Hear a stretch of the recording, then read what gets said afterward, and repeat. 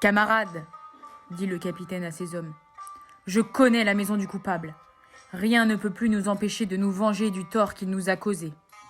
Afin de réussir cette vengeance, vous irez d'abord acheter 19 mulets dans les villages voisins, ainsi que 38 grandes outres de cuir servant au transport de l'huile, l'une pleine et les autres vides.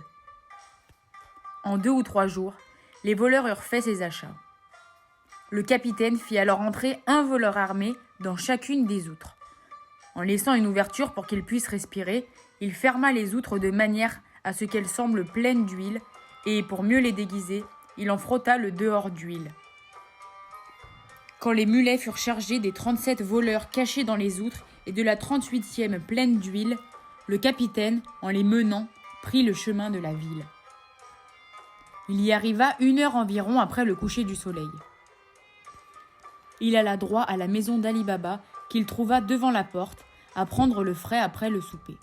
« Seigneur, dit-il à Ali Baba, j'amène l'huile que vous voyez pour la vendre demain au marché.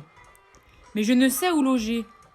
Faites-moi le plaisir de me recevoir chez vous pour la nuit. » Ali Baba avait déjà vu celui qui lui parlait et même entendu sa voix. Mais comme le capitaine des 40 voleurs jouait habilement son rôle de paisible marchand d'huile, Ali Baba ne le reconnut pas. « Vous êtes le bienvenu, dit-il en lui faisant place pour le laisser entrer avec ses mulets. Quand Ali Baba vit que le chef des voleurs avait déchargé ses mulets, qu'il les avait menés dans l'écurie et qu'il cherchait une place pour passer la nuit dehors, il alla le prendre par le bras pour le faire entrer dans la salle où il recevait ses hôtes, en lui disant qu'il ne supporterait pas qu'il couche dans la cour. Le capitaine des voleurs refusa, sous prétexte de ne pas vouloir déranger, mais en réalité pour pouvoir exécuter le mauvais coup qu'il méditait avec plus de facilité. Il ne céda enfin à la politesse d'Ali Baba qu'après beaucoup de résistance. Pensant que la conversation pourrait lui faire plaisir, Ali Baba entretint son invité de choses et d'autres tout le temps qu'il dîna et ne les quitta que lorsqu'il eut achevé son repas. Le capitaine des voleurs passa alors dans la cour, sous prétexte d'aller à l'écurie, voir s'il ne manquait rien à ses mulets, pendant qu'Ali Baba allait dans la cuisine pour parler à Morgiane. « Demain, je vais au bain avant le jour, dit-il à sa servante. Prends soin que mon linge de bain soit prêt et donne-le à Abdallah. C'était le nom de son serviteur. Fais-moi aussi un bon bouillon que je prendrai à mon retour. Sur quoi, il se retira pour se coucher. Le capitaine, pendant ce temps, indiquait aux voleurs ce qu'ils avaient à faire. En commençant depuis la première outre jusqu'à la dernière, il dit à chacun : « Quand je jetterai de petites pierres de la chambre où l'on me loge, fendez l'outre avec votre couteau et sortez-en. Je vous rejoindrai aussitôt après. » Cela fait, il vint se présenter à la cuisine.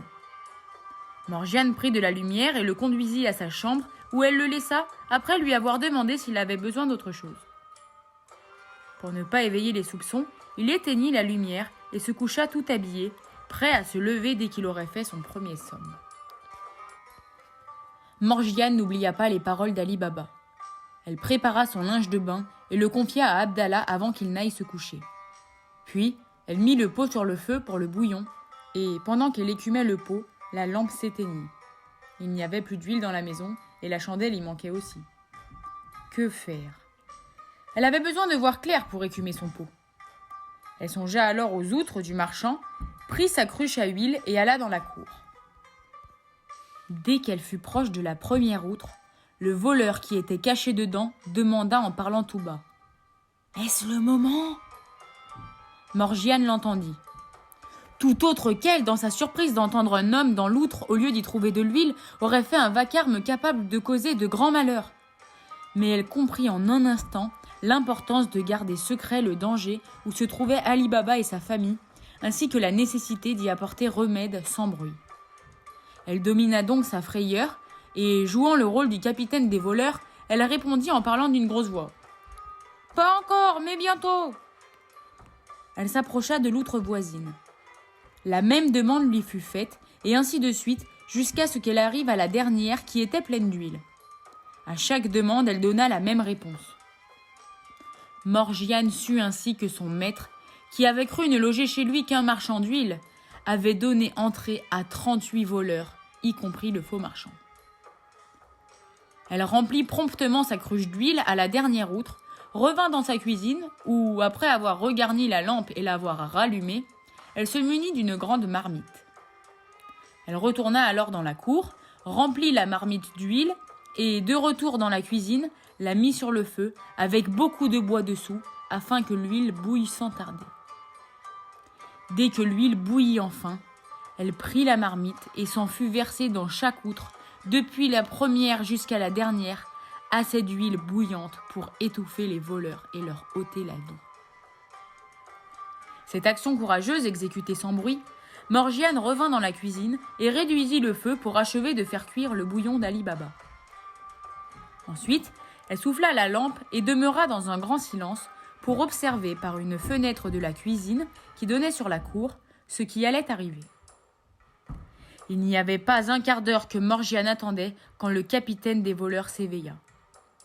Il se leva, alla à la fenêtre et, comme un profond silence régnait dans la maison, il donna le signal en jetant de petites pierres. À sa grande surprise, pas un des voleurs ne donna signe de vie. Il jeta de petites pierres une deuxième fois, puis une troisième fois. Il n'y eut aucune réaction. Très inquiet, il descendit dans la cour en faisant le moins de bruit possible. Il approcha de la première outre et, quand il voulut demander aux voleurs s'ils dormaient, il sentit une odeur d'huile chaude et de brûlé. Aussitôt, il se douta que son entreprise avait échoué. Il passa à l'outre qui suivait et à toutes les autres, l'une après l'autre, et trouva que tous ses camarades voleurs avaient péri de la même façon. Quand il parvint à l'outre qu'il avait apportée pleine, il comprit, en la voyant presque vide, la manière dont on s'y était pris pour éliminer ses complices. Il ouvrit alors la porte du jardin d'Ali Baba, qui donnait sur la cour, et de jardin en jardin, en passant par-dessus les murs, il s'enfuit. En ne le voyant pas revenir, Morgiane comprit que le capitaine des voleurs s'était enfui. Satisfaite d'avoir réussi à sauver la maisonnée, elle se coucha enfin et elle s'endormit. Ali Baba sortit avant le jour et alla au bain, suivi d'Abdallah, sans rien savoir de ce qui s'était produit chez lui pendant qu'il dormait. En revenant, alors que le soleil était levé, il fut surpris de voir que les outres d'huile étaient encore à leur place et que le marchand ne s'était pas rendu au marché. Il en demanda la raison à Morgiane. « Mon bon maître, dit Morgiane, prenez la peine de venir avec moi. » Ali Baba suivit Morgiane. Quand elle eut bien fermé la porte donnant sur la rue, elle le mena à la première outre. « Regardez, lui dit-elle, et voyez s'il y a de l'huile. » Ali Baba regarda. Quand il vit un homme, il se jeta en arrière avec un grand cri. « Ne craignez rien, lui dit Morgiane, cet homme ne vous fera pas de mal. Il en a fait, mais il n'est plus en état d'en faire. »« Morgiane !» s'écria Ali Baba. « Que veut dire ce que tu viens de me faire voir ? Explique-le-moi. »« Je vous l'expliquerai, dit Morgiane, mais n'éveillez pas la curiosité des voisins. Il est très important que vous teniez tout cela bien caché. Voyez auparavant toutes les autres outres. » Ali Baba regarda comme elle le lui disait. Quand il l'eut fait, il demeura immobile et sans mot dire, tant sa surprise était grande. À la fin, comme la parole lui était revenue, « Et le marchand, demanda-t-il, qu'est-il devenu ?»« Le marchand, répondit Morgiane, est aussi peu marchand que je suis marchande. Je vous dirai qui il est et ce qu'il est devenu. Mais vous apprendrez tout cela dans votre chambre, car il est temps que vous preniez votre bouillon. » Pendant qu'Ali Baba se rendait dans sa chambre, Morgiane alla à la cuisine, chercher le bouillon et le lui apporta. Avant de commencer à le prendre, Ali Baba lui dit « Raconte-moi ce qui s'est passé, avec tous les détails. » Morgiane, pour obéir à Ali Baba, lui raconta toute l'histoire du début à la fin. Ayant achevé, elle ajouta « Je suis convaincue que c'est la suite d'une observation que j'avais faite et dont je n'avais pas cru devoir vous parler. Une fois, j'ai remarqué que la porte de la rue était marquée de blanc, et le jour d'après, de rouge. Chaque fois, sans savoir pourquoi cela avait été fait, j'ai marqué de même 4 ou 5 portes de nos voisins. Si vous rapprochez cela de ce qui vient d'arriver, vous comprendrez que le tout a été machiné par les voleurs de la forêt, dont, je ne sais pourquoi, la troupe était diminuée de 2. Cela prouve qu'ils avaient juré votre perte et que vous devez rester sur vos gardes tant qu'il en restera un au monde. » Quand Morgiane eut achevé, Ali Baba lui dit « Je ne mourrai pas sans t'avoir récompensé comme tu le mérites. Dieu m'a protégé grâce à toi. J'espère qu'il continuera de me préserver de leur méchanceté. Ce que nous avons à faire pour l'heure, c'est d'enterrer tout de suite les voleurs, en sorte que personne ne puisse rien soupçonner. Je vais m'en occuper avec Abdallah. » Le jardin d'Ali Baba était d'une grande longueur, terminé par de grands arbres. Sans plus tarder, il alla sous ces arbres et, avec son serviteur, creusa une fosse longue et large dans laquelle il plaça les corps des 37 voleurs. Quant aux mulets, il les envoya vendre au marché en plusieurs fois. Pendant qu'Ali Baba prenait ses mesures, le capitaine des voleurs était retourné à la grotte dans une humiliation inconcevable. La solitude où il se trouva lui parut affreuse. « Brave compagnon !» s'écria-t-il. « Où êtes-vous ? Vous avais-je choisi pour vous voir périr d'une mort si indigne de votre courage ? Quand pourrais-je rassembler une autre troupe d'hommes comme vous ? Je ne puis pas y songer avant d'avoir ôté la vie à cet Ali Baba. Ce que je n'ai pu réussir avec votre aide, je le ferai moi, seul. » Cette résolution prise, il s'endormit et passa la nuit assez paisiblement. Le lendemain, il mit un habit fort propre et vint à la ville, où il prit logement dans une auberge. Comme il pensait que ce qui s'était passé chez Ali Baba pouvait avoir fait de l'éclat, il demanda au concierge s'il avait quelque chose de nouveau en ville. Le concierge lui répondit qu'il n'y avait rien de neuf. Le capitaine jugea qu'Ali Baba gardait tout cela secret parce qu'il ne voulait pas que l'existence du trésor et du moyen d'entrer dans la grotte soit divulguée. Cela renforça sa décision de se défaire de lui tout aussi discrètement. Le capitaine des voleurs avait apporté avec lui plusieurs sortes de riches étoffes et de toiles fines. Pour mettre en vente ses marchandises, il loua une boutique. Elle se trouvait face à celle qui avait appartenu à Cassim autrefois et qui était désormais occupée par le fils d'Ali Baba.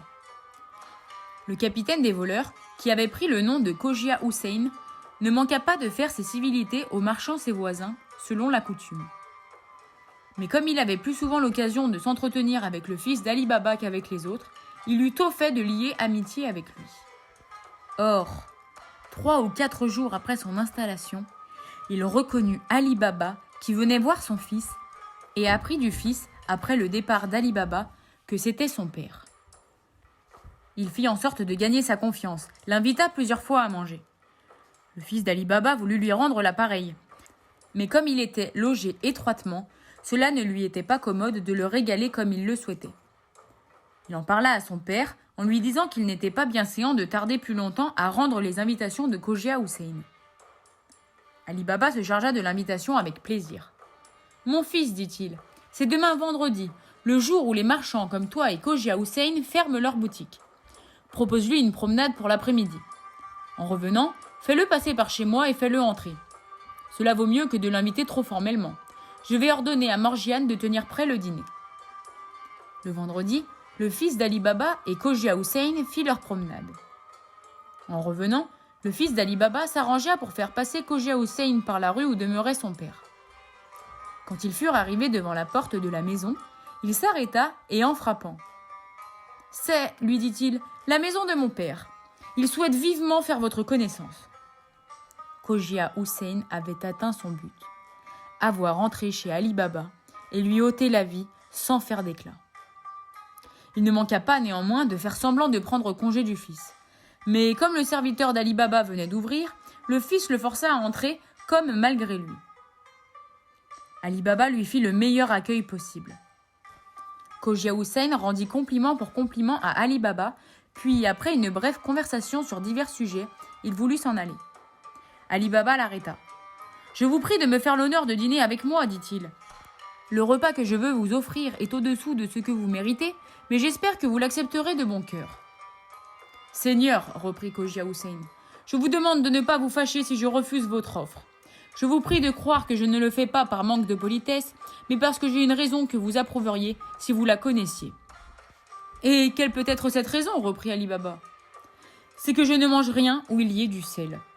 Jugez vous-même quel piètre convive je ferai à votre table. » « Si vous n'avez que cette raison, insista Ali Baba, elle ne doit pas me priver de l'honneur de vous garder à manger. Il n'y a pas de sel dans le pain qu'on mange chez moi, et je vous promets qu'il n'y en aura pas non plus dans ce qui vous sera servi avec.